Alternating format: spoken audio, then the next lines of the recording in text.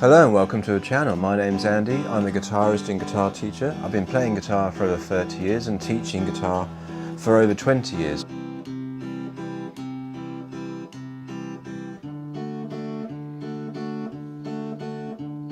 Hi, my name's Andy. Welcome to the lesson. Today I want to show you Ed Sheeran's Perfect. It's a very familiar chord sequence. It's the same chord sequence as Stand By Me and many other songs. It's used a lot, so it's a great chord sequence to learn and learn well, because you'll come across it dozens, hundreds of times. There is a nice little acoustic guitar solo which I'll cover in another lesson, but for now I just want to show you the chords. We're going to play it starting on a G chord, but if you want to play along the record you need a capo. Put the cap at the first fret and then just change everything accordingly, and then it will sound correct to play along the record. But for this lesson, if you don't have a capo, I'll do it in G so everyone can play along. So it starts on G, same as Stand By Me, E minor, C and D. And that's the... But the time signature is different. So most songs in rock and pop music we count 4 beats in the bar. 1, 2, 3, 4. 1, 2, 3, 4. This song we count 6 beats in the bar. 1, 2, 3, 4, 5, 6. 1, 2, 3, 4, 5, 6. It's quite hard to play it cleanly with a pick on an electric guitar or acoustic guitar even, because we kind of like, if we strum everything on those 1, 2, 3, 4, 5, 6,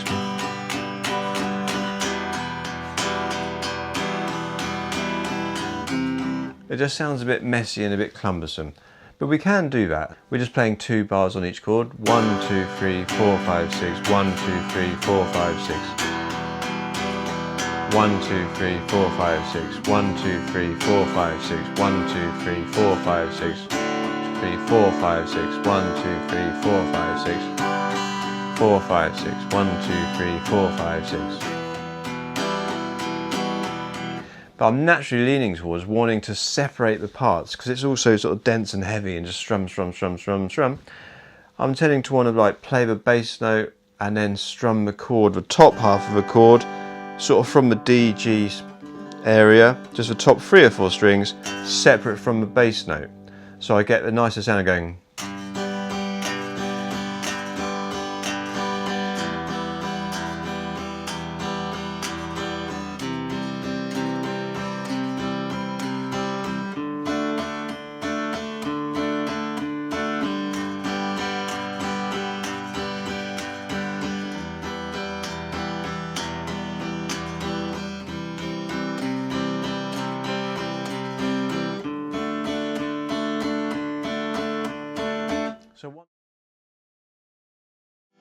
There's a slight variation on the, I think it's the penultimate time before it goes into the chorus. So he plays a slight variation. He goes for G to E minor to C, and then instead of going to D, he goes to G first and then to D. Just a very slight change. It sounds like this. But G is normal, E is normal, C is normal, then to the G, not D, G, then D. Then he goes to a G, E minor, C. On the D, to go into a chorus, he adds a, which is our little finger, to make it a D sus4 chord. And that's just a temporary note to take us into the chorus. So it just adds a sus chord to that. If you haven't come across this before, when you add your little finger to a D chord, it's called a D sus4.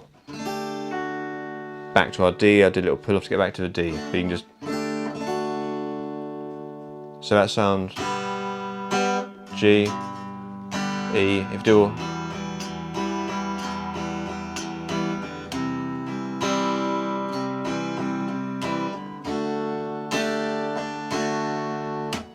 Less strumming.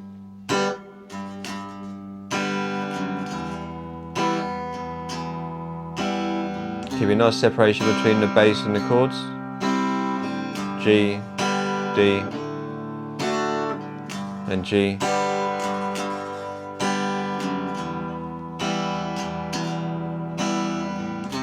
This time to the D sus4 chord. D into a chorus. And the chorus is E minor, C, one bar of each, G, then D. So again, you can do a concert strumming,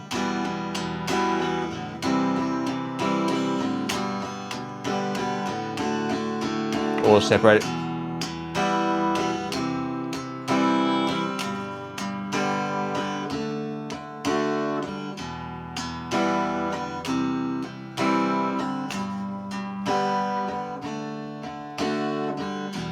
Or even less.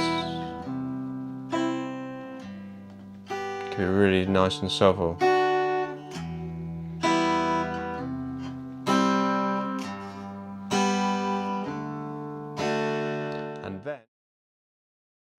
And then there's a little turnaround before we go back to the verse. He adds this little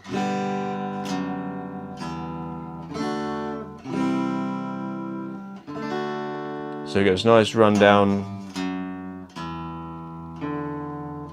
these kind of notes moving.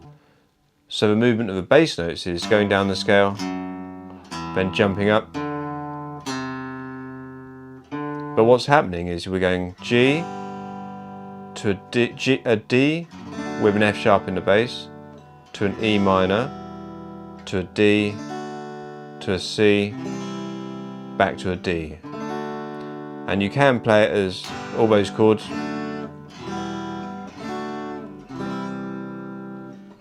Or we can just play bass note, then add a chord.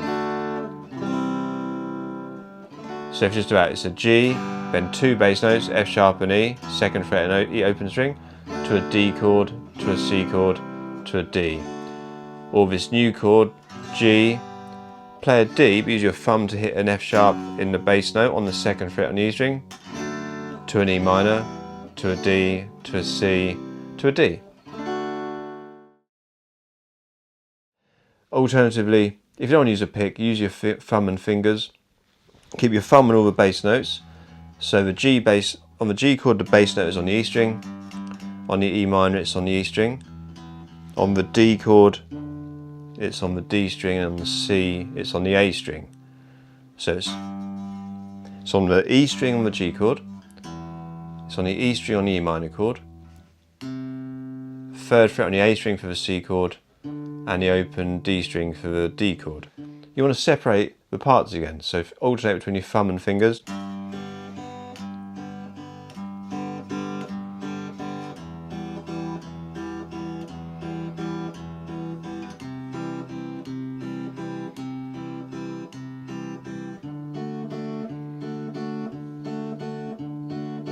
So that was going through on the D, G and B string, a finger on each string on the first bit. When I got to the D chord, because my bass note is on the D string, I had to switch to the top three strings. So it's probably better then to keep everything on the top three strings.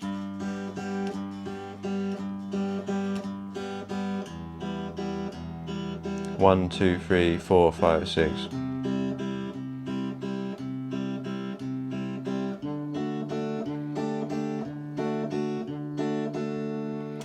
And then that's kind of sounds a constant throughout, there's nothing changing. We could change as well, we could alternate between high, lower, high, lower, high, lower, stay on high, and so on. So there's some ideas for Ed Sheeran's Perfect. So have fun with it. I hope you've enjoyed the lesson. If you have, please like, please subscribe, thumbs up, and see you next time.